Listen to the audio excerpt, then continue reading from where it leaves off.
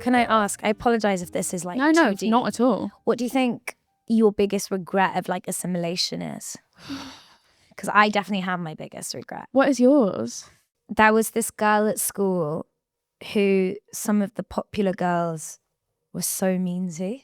It was so mean to her. And like to this day, I don't know what the beef was. I really don't know. Probably literally nothing. That's the whole point, isn't it? And while I was never mean to her, You didn't. I was, and like, I remember, and I was friendly with her when it was one-on-one. And as soon as one of those girls would like come into the room or whatever, I would definitely like retreat. Yeah. And I definitely didn't stand up for her or say anything. I would ask questions. Like I would be like, okay, what did she do? Yeah. And their response would be like, oh, you know, and like I look back at that and I think, oh, that is, and because fear, right? Fear of if you make a stand, then you're the target. And also, or we'll leave you. That little bit of stability you feel like you have at school, it's like, no, kids are fickle, we'll leave you. Fine, you express a different opinion. Yeah, and I think like that really is, I look back and I go, I really wish I had the courage to have stood up for that girl. A like canon event. And I think like I've had the same thing where I also think I was so focused on trying to hang around with people, clutch onto people that felt like were popular at school and therefore valuable. When actually I feel like there was so much time I wasted not trying to get to know the people that people thought were weird. I have to ask, like, how was it at school having a facial difference?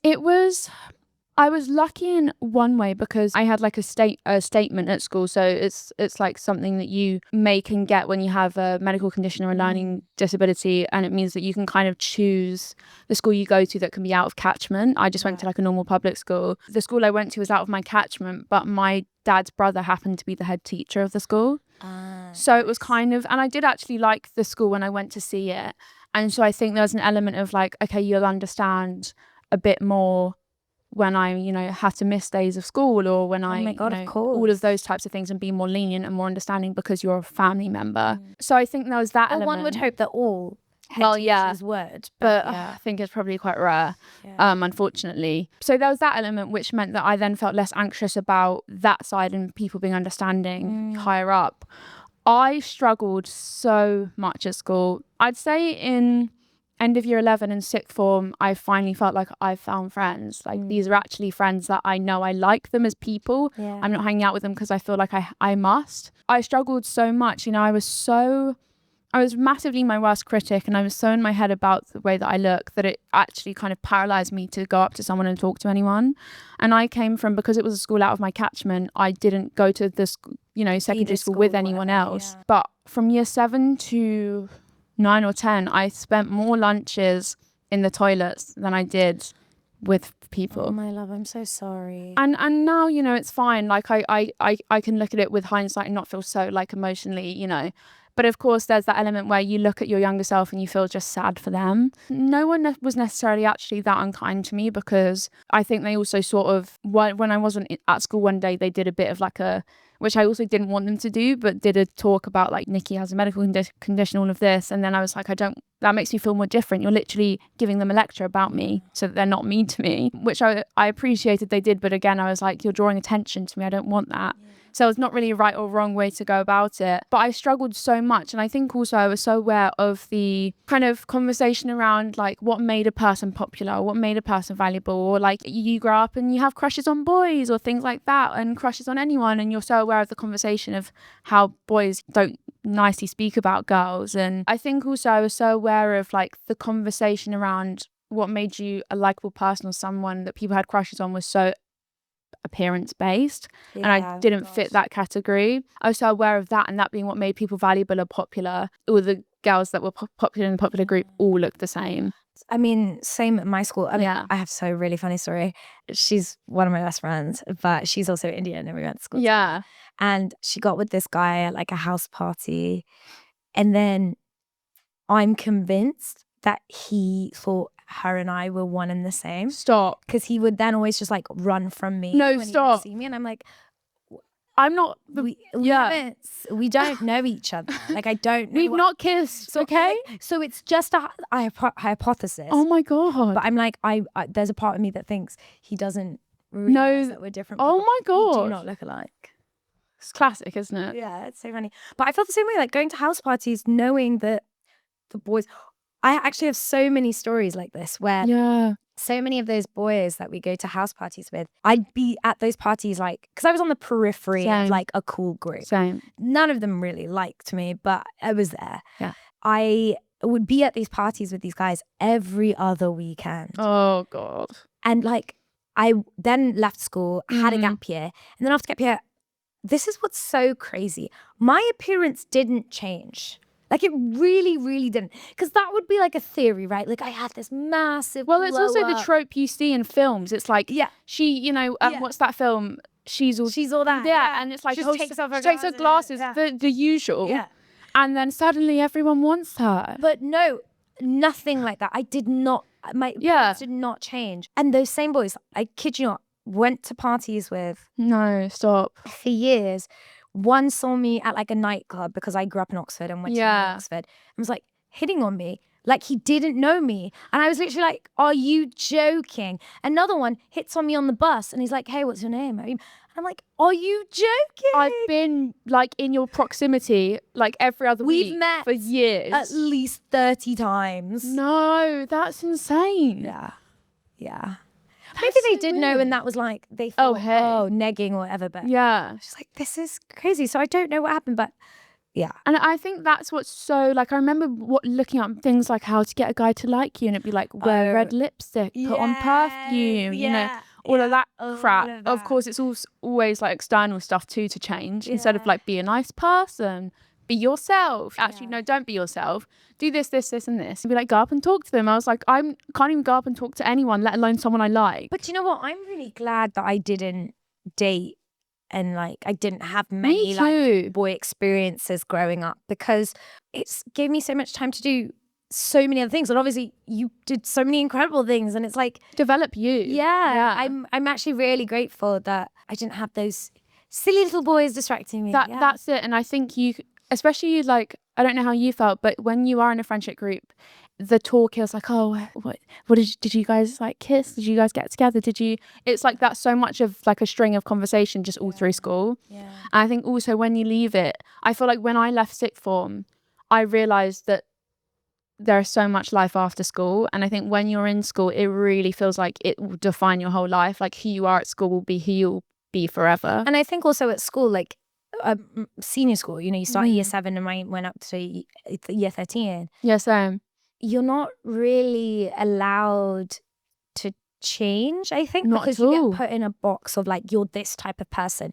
And I remember a lot of girls from my school left for sixth form to go somewhere else, and partly because they wanted to be seen differently. They wanted 100%. The opportunity to be someone new, who they are 6 years on or whatever. Yeah. I often think about school is that like time is such an important factor in friendships, but like time can't be the only valuable thing in friendships. Yeah. Like if you spend your entire friendship is based on being friends for so long and nostalgia, I think it limits you as a person. So true. And like if I think about my friendships from school, like we've all grown together. Yeah. And we're all like in some ways similar.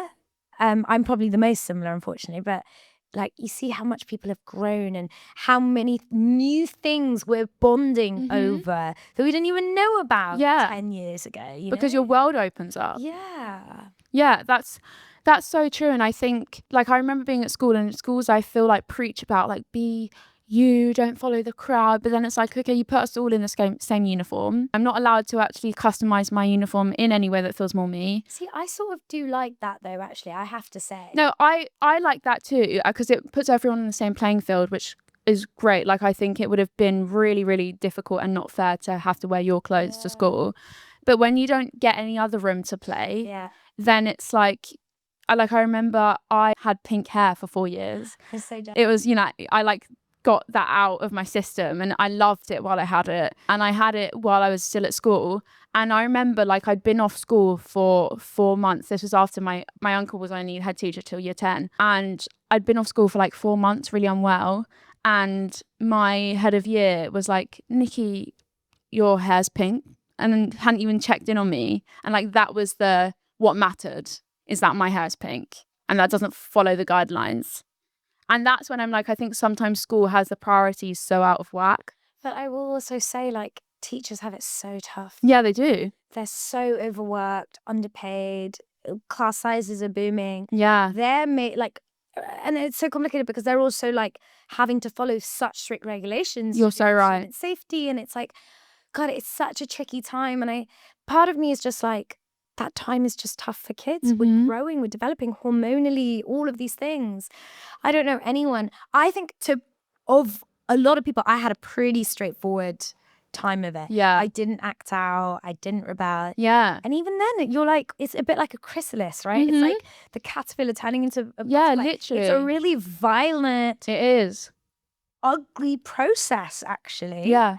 And now we're both wonderful butterflies. I know, which is crazy because it's like, I never foresaw any of this. Neither did you. So it's, and I think you probably, based on what you were kind of told mattered growing up, being in like South Asian family, is kind of so different to what you've ended up doing, but has like complete value, it just in a slightly different way. So when you were growing up, was there like a lot of, I know you are academic and you're so smart, but was there a lot of onus put on, these are the things that matter and this is the trajectory you take? Absolutely. I mean, it wasn't even like, it didn't need to be explicitly said. No, yeah. Right? It was an expectation. Yeah, it's like, it's known. Yeah. For me, what I found really hard is that success was the expectation. So then, or like perfection was the standard, not a goal. And so then I really like grew up feeling like I needed to be successful in order to be loved. And success was just like my source of validation. That's how they're proud of you. And that's my value as a person. And obviously that's not true. Of course not. Love me no matter what. Yeah. But it's still something like I struggle with, and I'm unpacking of like, it's just, what is life without success? Sometimes it's like, what is life without like being perceived? You're so true. And what is that? What actually is fulfillment? Yeah. Like, because I don't think I've ever felt, I can do amazing things, but I don't think I've ever felt that fulfillment last for more than a second in the job type stuff. So what actually does it mean to be a fulfilled human? And I think also Indian culture, a lot of sort of the way, like I remember my nanny is like so proud of me and all of my siblings, but it was like, you're going to be a doctor, you're going to be a lawyer. And that is, you know, the gold print, that's what you do. Also the way they, you know, when they're talking to their friends, it's the way that you kind of talk to each other. It's like, oh, how is so-and-so doing? It's like, well, she's going to Oxford, she got all A stars in her, like that's the way they talk to each other. It's like kind of in a out of love way, bragging about like what you're talking about, the things that, you know, their grandchildren or children are doing. And so I think when you're so used to that through line, especially being like, you go to school, you get the best in your exams that you can, then you go to top uni, and then you become one of a few things that seem like the gold standard in life, and then that's the through line you lead. It probably, like, how was your family when you kind of initially said and saw acting as something that you wanted to do? It's like just so scary to them because it's so unknown. And I have a lot of like compassion for my family on this. It's just frightening. And I think, you know, when you're an immigrant, all you like care about is safety and security. And similarly, I think like Indians like don't want to stand out. No. Like Indians are really just like want to assimilate. Yeah. Exactly. Because we believe that if we assimilate, we'll be protected. And actually like historically, that's just like not true. No. Even if you there's no way we can assimilate. Look at us. Like, I know. We're not going to. No, not at all. And so I think for my parents, they worry about my future, and they worry about, you know, they're like, okay, things are fine now, you've got a job, but what happens when you wrap this job? The steadiness of it, in 20 years that you'll have work. But it's funny, you know, because I think actually with the proliferation of AI, it's like actually no career feels safe and steady anymore. So in a way, it's like, well, I guess every job has become as uncertain as ours. Yeah, that's so true. And that is a scary thought, because our jobs especially feel so inherently human. But like even doctors and lawyers. Oh yeah, exactly. It's not so safe and stable and secure anymore. Even my aunt once said, my cousins are very young, and my aunt was like, you know, when we were growing up, including when we were growing up, the pathway to success, as you said, was so defined. Yeah. You do well at school, you go to uni, you get a good job, you find a partner, you get married, you buy a house, you have a child, all of this. She's like, in our uncertain world, that is no longer a guaranteed pathway of success. Yeah. We have no knowledge of what skills are valuable. Like when I was growing up, it was all about STEM. Guess what AI can most easily replicate? That. Is that. Literally. Exactly. Yeah. And it's like, okay, well, we've just been told for the last 2 decades that this is what's valuable, and now it's just been turned on its head. Yeah.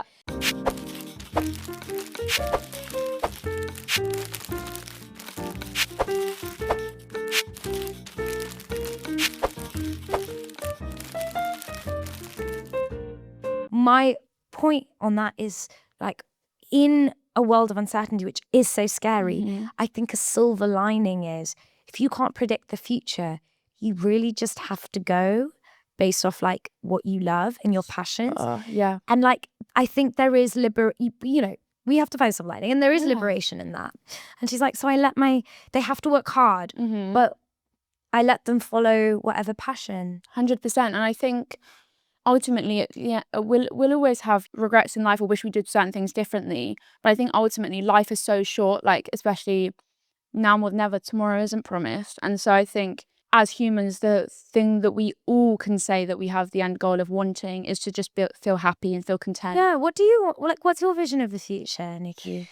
I don't know. I think for me, I mean, of course you want to be happy. Yeah. And you want to feel fulfilled. But what does that look like? And obviously no one's holding you. No. Yeah. I think, I mean, obviously in like a way bigger than me, I just want the world to be at peace. All of those things that I think we all want. Yeah. But in a way, in myself, I feel like I've spent so much of my life trying to chase something that is the opposite of myself. I had like a tarot card reading, and they were kind of saying, you keep trying, so do I. Oh my God. I'm always a bit like, I get scared to talk about tarot because some people love it, some people don't. I love all of it. Me too. No, it's fine. I know, it's not hurting anyone. And she was saying, you keep trying, you're a black sheep that keeps trying to follow a herd of white sheep, and you keep fighting to join this herd, and you're just not going to be able to. I love you. Still think that you do that?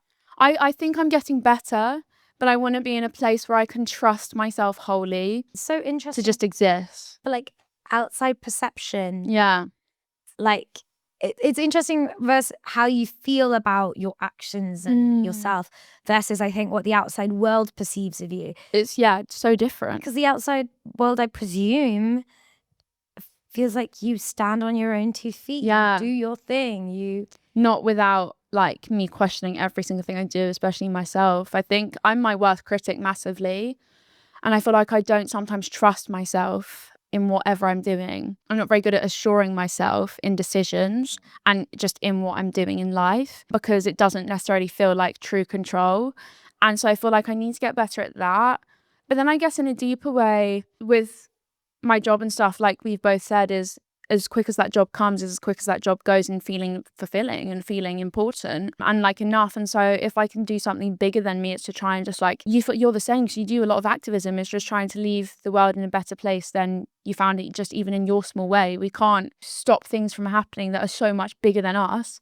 But if we can just do something that was the best that we could, that mattered in the moment, even impacted one person, that's all we could hope for. So for me, a massive part of that is just like the activism I do in using my platform for good, as you do, and speaking at the United Nations about AI and technology and how unintegrating it is and inclusive it is for people that have facial differences with recognition, or how that them is so isolating for people with facial differences, especially if that becomes the norm, and like, which it is. Yeah. And so I think sometimes also when life feels so dark, it's very hard to find a purpose in like what actually is why are we all here? It sounds like you have such a strong calling to this life. Do you ever go, oh no, I just want a quiet life, and I just want to I do. And I also feel like that's because when people look I'm not saying I'm like a mouthpiece, but I think, I'm sure you feel the same when you start to have a platform and you are seen as someone that is a public figure, whatever that is.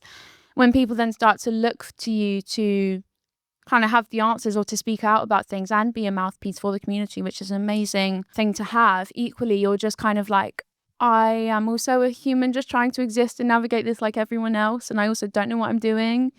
So I think that sometimes it's very hard when, especially, I'm sure you feel the same, when you're having a hard day and then you're like, I need to be on in case something happens, someone comes up to me. That's when I'm just like, I would love to just kind of sink into the background and... You become a symbol beyond yourself. Yeah. You're like... When you do something deeper than just like both of us being in a film or being on social media. You exist as an idea and like a value system. Yeah. And that's hard. It's hard to live up to that, and it's hard to maintain that. Yeah. And it can be really tiring. I think also for me, I've often been seen as an inspiration, an object of strength for people to look up to.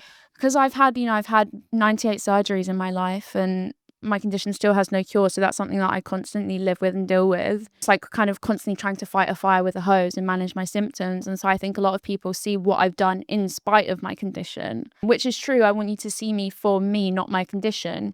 But equally, I think people want to acknowledge like, oh, look at everything. She's so inspiring. Like, she's just got up even in spite of having that surgery and got on with things. It's like, I haven't really, it's kind of, they see you as just like invincible. I get so many comments like this, which is like, it's almost a little bit backhanded. It is backhanded. Because I'll get comments like, see guys, like a brown girl can do this. And I'm like, no, I don't think. Yeah. I think you can just. Yeah, you don't need to acknowledge it. Yeah, you don't need the prefix on that. Exactly. No, you're so right. And I think for me, it's learning to trust myself and realize that like your purpose has to come from within rather than external stuff. What outside of this whole job brings you like happiness or joy or purpose? Acting can be such a yes, no industry. Like, it's like you feel a bit defined by what you're doing, what you're not doing, like we said.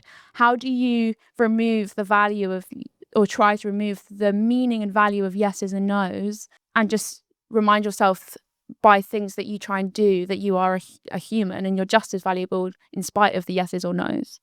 I think that like a lot of that comes down to my family and friends, and I historically haven't been great at like finding joys that this other side of like a success metric. I think my family and friends bring me so much joy, and I think like my idea of like happiness is just making them happy, truly.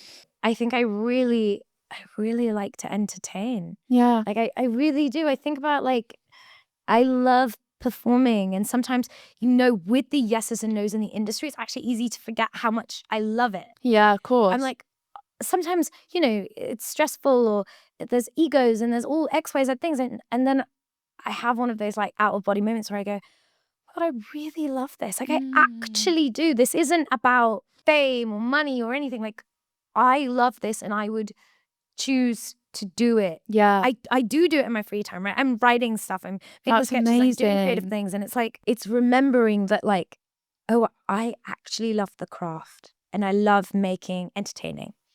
And that's so true, isn't it? I think when something becomes a job, the pressure is so much more amped up because it's now something that you've committed to. You have to, well, you don't have to do it, but it's something that there's now pressure behind because it turns from a hobby into a job. Yeah. And so getting up in the morning and doing that thing can feel a little bit more heavy because there's so much more to it. I also think like I come from an Indian family where like humility is the most important thing. Yeah. So I was always raised to like question myself in the sense like to check myself and to check in. I think I really like wrestle with the fear. Am I doing this for ego? Yeah. Like, am I an actor to be seen? The optics. And that is like my biggest fear, that is what I'm doing it for. And like whenever I have that fear, I go, oh my God, no. Yeah. I love this. I'm not a fan of like much. I don't really like much else. Yeah. Yeah. It's your life's love. I'm not really good at much else, you know? I'm sure you are.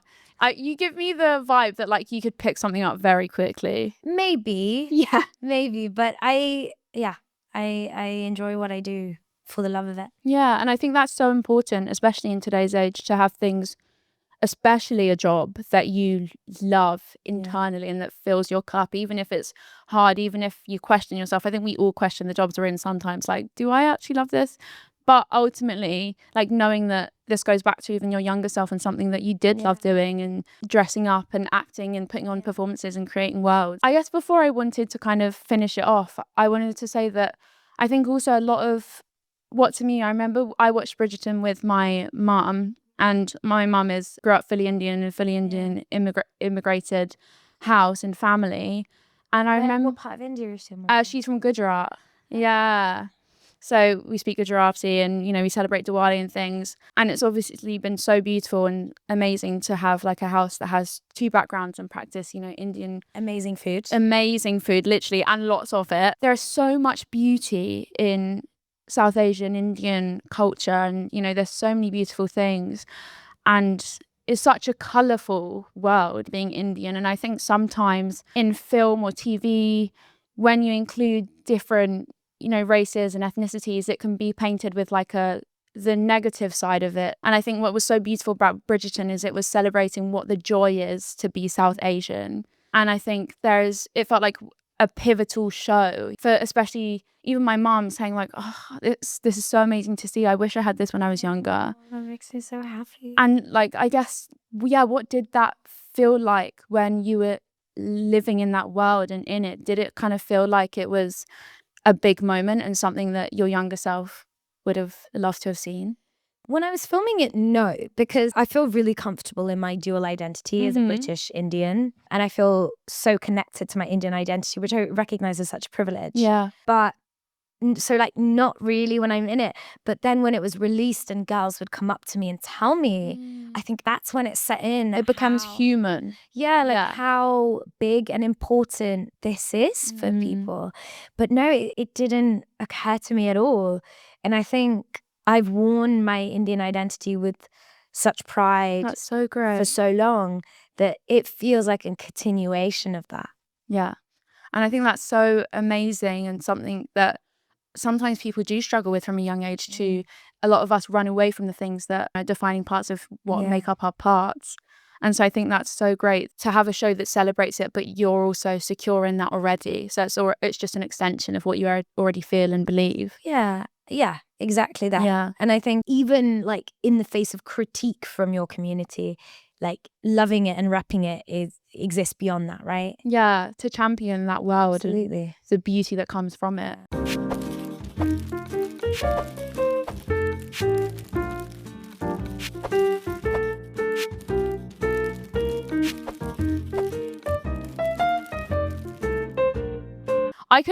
I've like barely looked at my cue cards because I haven't needed to. This has been such an incredible conversation, and I think we're very similar people, which I knew we would be.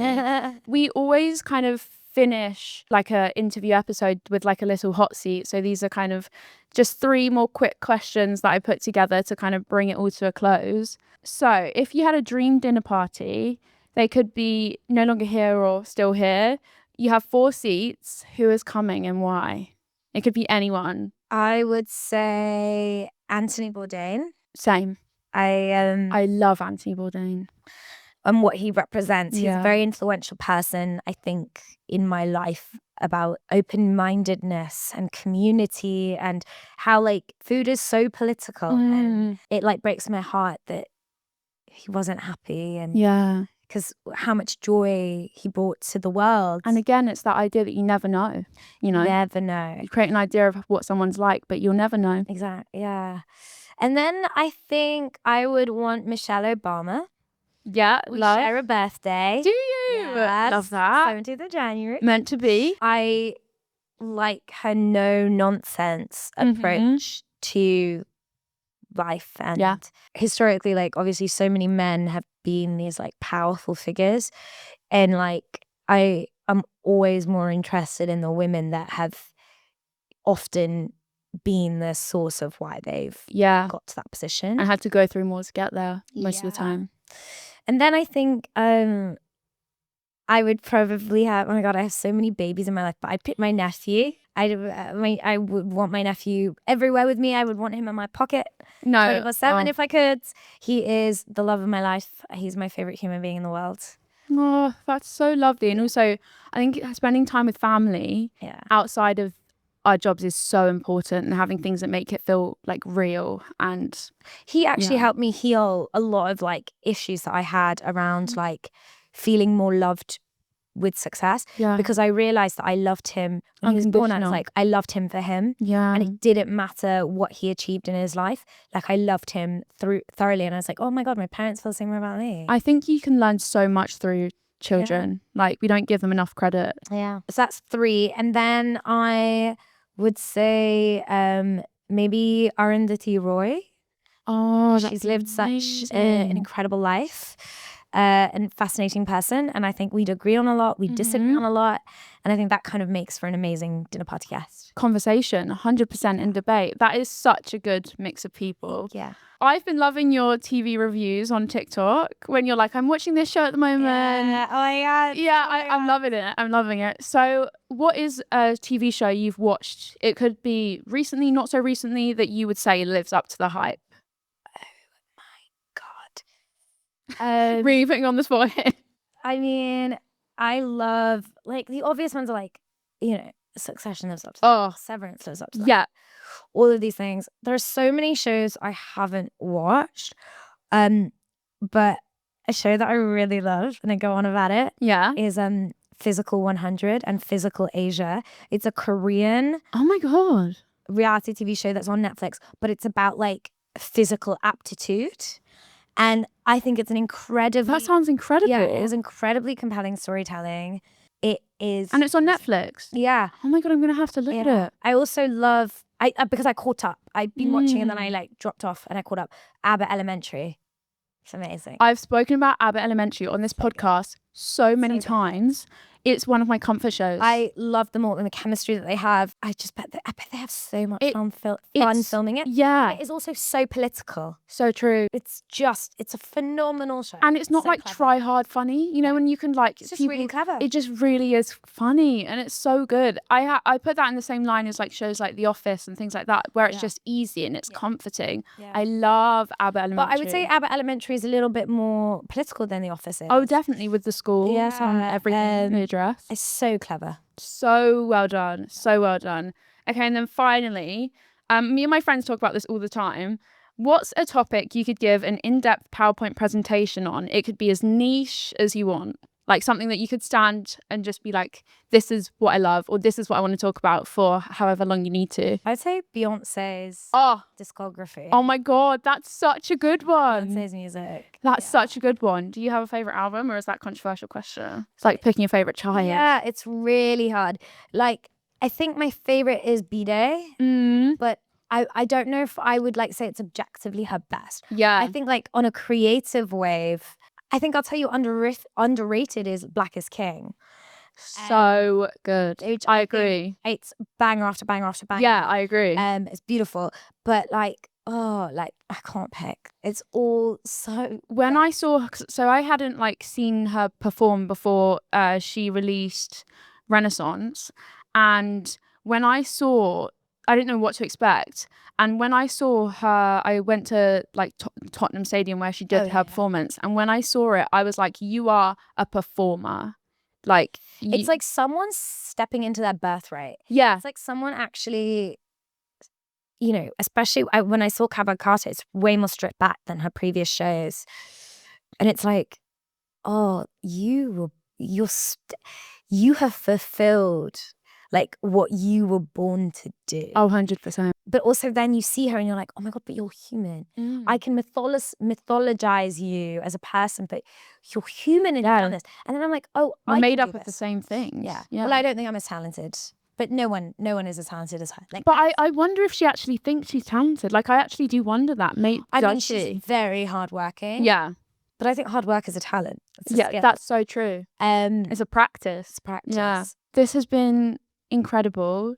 You have been the perfect guest, and thank you so much for taking the time to do this with me, especially when you are so busy. Like, I'm especially grateful for you putting this in your really busy schedule and just being so open and honest. I know that our Live a Little listeners this will be such a valuable episode. We talk about so many things. I normally finish by saying, as always, be kind to yourself and live a little. So I would love, if you don't mind, just looking down this camera and saying, as always, remember to be kind to yourself and live a little. As always, remember to be kind to yourself and live a little. Yay! That was perfect.